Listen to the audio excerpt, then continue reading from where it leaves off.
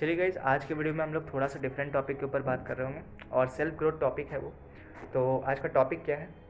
तो आज के टॉपिक में हम लोग ना इस बुक के बारे में थोड़ा सा डिस्कशन कर रहे होंगे। अब ये book, this book is known as think and grow rich and it is written by Napoleon Hill. और अगर आप मेरे से पूछोगे कि इस बुक का स्टोरी क्या है, इस बुक के पीछे, इस बुक को लिखने के पीछे का क्या स्टोरी है, तो जैसा कि बताया जाता है और जैसा कि सबको पता भी है, अगर आप थोड़ा बहुत गूगल करोगे तो आपको पता चलेगा कि ये बुक को लिखने से पहले 100 successful people, different different field के जो 100 सक्सेसफुल पीपल थे, उनके ऊपर रिसर्च किया गया और उनमें जो कॉमन हैबिट था, जो कॉमन हैबिट पाया गया, उसके ऊपर इस बुक को लिखा गया। ठीक है, तो it is the crux of 100 successful people of different different field. जितने भी लोग को हम लोग जानते हैं, वेल नोन पीपल्स, उनका जिक्र कहीं ना कहीं इस बुक में आ जाता है। तो इस बुक को मैंने पूरा तो नहीं पढ़ा है, बट हाँ, 2 चैप्टर मैंने ख़त्म किए हैं। तो जो 2 चैप्टर का जो क्रक्स है वो मैं आपको बताना चाहूँगा। ठीक है, इस बुक का जो पहला चैप्टर है वो है डिज़ायर। ठीक है, तो डिज़ायर से हम लोग क्या समझते हैं? इस बुक का पहला चैप्टर का नाम है desire the starting point of all achievement. ठीक है, तो पहला चैप्टर के नाम से हम लोग को ही समझ में आ रहा है कि हम लोग को लाइफ में अगर सक्सेसफुल होना है किसी भी फील्ड में, मे भी किसी को आईएएस बनना है, मे भी किसी को आर्मी में जाना है, मे भी किसी को इंजीनियर बनना है, मे भी किसी को अच्छा डॉक्टर बनना है, तो उसके अंदर पहले डिज़ायर होना चाहिए उस फील्ड से रिलेटेड। बहुत लोग क्या करते हैं, जो एक जनरल ट्रेंड है, जो जैसे कि मैं स्टूडेंट हूँ, मैं स्टूडेंट के लाइफ में ही बात करूँगा क्योंकि उसके ऊपर मुझे कोई एक्सपीरियंस खास है नहीं। अभी मैं 12th पास आउट हुआ, जब मैं 10th पास आउट हुआ तो बेसिकली मैंने साइंस लिया। अब क्यों लिया? क्योंकि मेरा 10th में अच्छा नंबर आया था। हम लोग का जो स्ट्रीम होता है वो हम लोग इस बेसिस पे सेलेक्ट नहीं कर रहे होते हैं कि हम लोग क्या पढ़ना चाहते हैं या फिर हम लोग का क्या इंटरेस्ट है या फिर हम लोग का क्या जनरल एप्टीट्यूड है।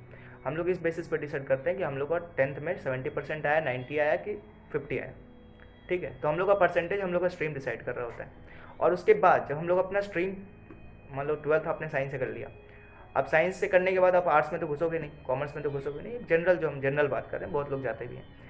तो आपके पास 2-3 जो ऑप्शन बचता है उसमें आप घुस जाते हो। तो आपका डिज़ायर तो है था नहीं, सोसाइटी ने आपको बना दिया, आपका मार्क्स ने आपको बना दिया, आप ज़्यादा इंटेलिजेंट थे इसलिए आप इंजीनियरिंग में आ गए, मे बी आप किसी और चीज़ के लिए बने थे, मे बी आप आर्टिस्ट थे, मे बी आप स्पोर्ट्समैन थे। तो डिज़ायर नहीं होता, इसलिए वो जो फील्ड हम लोग चुनते हैं उस फील्ड में ज़्यादातर या तो हम लोग एक ख़राब इंजीनियर बनते हैं। और वो 3 इडियट्स का एक बहुत अच्छा डायलॉग था कि जब वो जो फोटोग्राफर था, जिसको फोटोग्राफर बनना था, आप लोग को याद होगा तो वो अपने फादर से बोला था कि अगर मैं बना भी तो मैं बहुत ख़राब इंजीनियर बनूंगा, और अगर मैं इंजीनियर बन गया तो मैं लाइफ टाइम आपको कोसूंगा। ठीक है, और अगर मैं फ़ोटोग्राफ़र बना और कम पैसा भी कमाया तो मैं कम से कम खुश रहूँगा, क्योंकि वो फोटोग्राफी में उसका डिज़ायर था। इंजीनियरिंग तो भाई मतलब सोसाइटी ने उसको बोला कि चल भाई तेरा अच्छा नंबर आया तो चल जा, कूद जा इंजीनियर में। तो अब ये तो बहुत आउट ऑफ द टॉपिक हम लोग चले गए, मेन हम लोग बुक पे आते हैं। बुक का पहला टॉपिक डिज़ायर। डिज़ायर मतलब व्हाट, कि आपका एक बर्निंग डिज़ायर होना चाहिए, आपका वाई क्लियर होना चाहिए कि आप किसी भी फील्ड में कुछ भी बनना चाह रहे हो। क्योंकि 12th के बाद बच्चा ना थोड़ा मैच्योर हो जाता है, हर स्टूडेंट को पता होता है कि उसको किस फील्ड में इंटरेस्ट है, और वो सही गलत का फ़र्क देख लेता है, उसको स्कोप भी समझ में आता है, उसको पता है कि उसका फ्यूचर कहाँ कैसा, सब कुछ उसको समझ में आ रहा होता है। लेकिन एक सोसाइटी का जो प्रेशर होता है ना, वो स्टूडेंट को ना बांध के रखे होता है। कि एक टर्म होता है फाइनेंशियल सिक्योरिटी, वो स्टूडेंट को अंदर ही अंदर ना थोड़ा सा मेंटल ब्लॉक बना देता है स्टूडेंट के अंदर कि हाँ भाई, लाइफ में फाइनेंशियल सिक्योरिटी भी तो चाहिए, कब तक अपने पैशन को फॉलो करते रहें। एनीवे, तो एक बर्निंग डिज़ायर होना चाहिए आपके अंदर अगर आप किसी भी फील्ड में सक्सेसफुल होना चाहते हो। अगर आपका वाई क्लियर नहीं है, आप किसी और फैक्टर की वजह से उस फील्ड में जा रहे हो, तो मे बी आपको फेलियर का सामना करना पड़ सकता है। ये था इस पहला चैप्टर का क्रक्स, जो मुझे समझ में आया। ठीक है, और इसमें एक बहुत अच्छा लाइन लिखा हुआ है, उस लाइन को मैं थोड़ा सा एक्सप्लेन करना चाहूँगा और उसके बाद मैं इस वीडियो को एंड कर दूँगा। तो इस बुक का एक बहुत फेमस लाइन है, हाँ, every failure brings with the it the seed of an equivalent success. फिर से रिपीट करता हूँ, every failure brings the seed of equivalent success. मतलब कि आप लाइफ में कभी भी अगर फेल होते हो, कभी भी, तो उसके साथ साथ आप इक्वेलेंट सक्सेस का एक पाथ भी बना लेते हो। अब इसका मतलब क्या हुआ कि अगर आप लाइफ में किसी भी फील्ड में कुछ ट्राई किए, हम स्टडी को थोड़ा सा हम इससे साइड रखते हैं क्योंकि स्टडी हम लोग बाई चॉइस नहीं करते हैं, मजबूरी से कर रहे होते हैं, जहाँ तक मुझे लगता है, जहाँ तक मेरा पर्सनल एक्सपीरियंस है।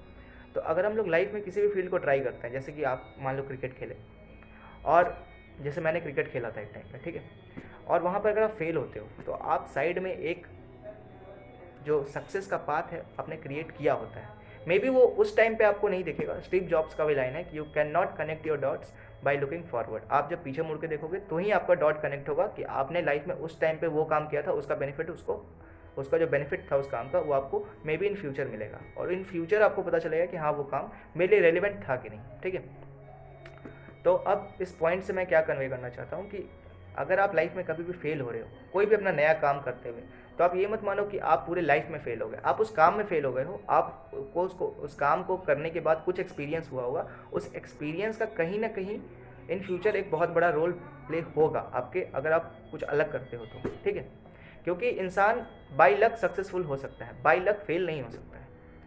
A person can may be success, मतलब उसको सक्सेस शायद बाई लक मिल जाए, क्योंकि आप जनरल है ना, आपको सुनने में मिला लकी था सक्सेसफुल हो गया, कभी सुने हो लकी था फेल हो गया?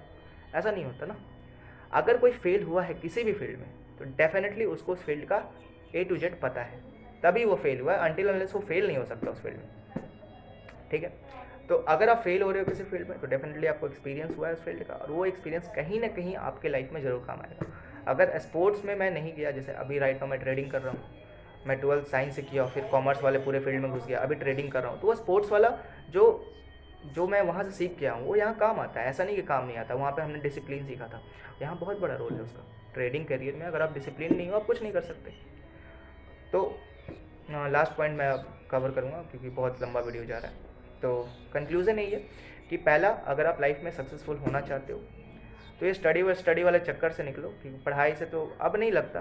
देखो इंटरेस्ट है तो मैं किसी का ये नहीं बोलना चाहता हूँ कि किसी का इंटरेस्ट है पढ़ने में तो अब पढ़े, अपना कोई दिक्कत नहीं है, किसी भी फील्ड में पढ़े। लेकिन अगर इंटरेस्ट नहीं है, उसको समझ में आ रहा है कि नहीं यार अब हो गया बस, क्योंकि 12th के बाद समझ में आ जाता है कि कितना पढ़ सकते हैं कितना नहीं पढ़ सकते, और कोई और ऐसा फील्ड उसको दिख रहा है जहाँ पर उसका मतलब थोड़ा मन भी लगता है, थोड़ा इंटरेस्ट भी है, और सीखने का एक चाह भी है, एक इंटरेस्ट फैक्टर है वहाँ पर, तो डेफिनेटली उस आदमी को उस फील्ड में जाना चाहिए, एक डिज़ायर लेके जाना चाहिए। और अगर वो फेल होता है तो उसको इतना समझना चाहिए कि यहाँ से कुछ तो सीखा और उसका लाइफ में कहीं ना कहीं काम आ जाएगा, क्योंकि हर फेलियर, जब भी लाइफ में कोई बहुत बड़ा फेलियर आता है तो बहुत बड़ा सक्सेस ज़रूर आता है। ऐसा नहीं है कि एक फेलियर आएगा और उससे आप कुछ नहीं सीखोगे। और एक बहुत, इस वीडियो को मैं एंड करूँगा एक छोटे से लाइन से, कि किसी बहुत महान आदमी ने कहा था कि बहुत लोग लाइफ में इसलिए नहीं फेल हो जाते क्योंकि बहुत बड़ा सोचते हैं और अचीव नहीं कर पाते। बहुत लोग लाइफ में इसलिए फेल हो जाते हैं क्योंकि बहुत छोटा सोचते हैं और उसको अचीव कर लेते हैं। आई डोंट नो इस पॉइंट को आपने कितना गहराई से समझा, but this is the end of the video. तब तक के लिए have a nice day, good bye.